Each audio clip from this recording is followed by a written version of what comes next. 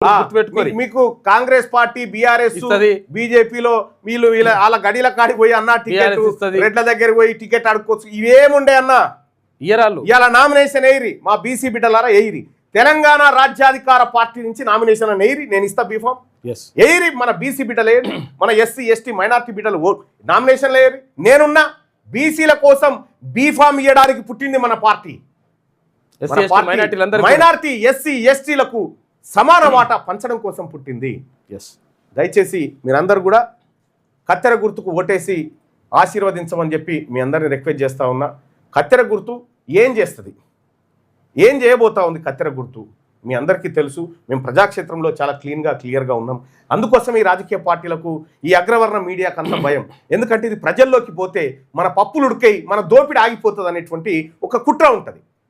కాబట్టి ఆ కుట్రలోంచి మన సమాజం బయటపడాలి మన దగ్గర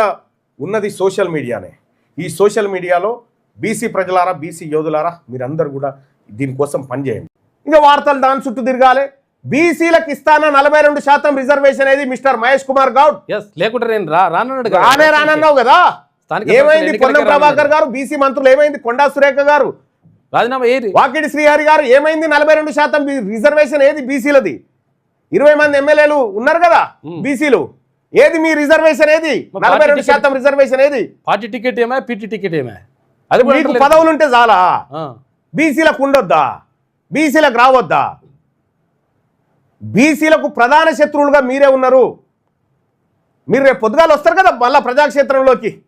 మాకు ఓట్లేయరని అంటే మిమ్మల్ని పెద్దగా ఏం ఎదగనియరు మిమ్మల్ని ఏం రిపీట్ చేయరు కానీ మీకేం మళ్ళీ రెన్యువల్ చేసి టికెట్లు ఇస్తారని పొరపాటు అట్లేమి ఇయ్యరు కానీ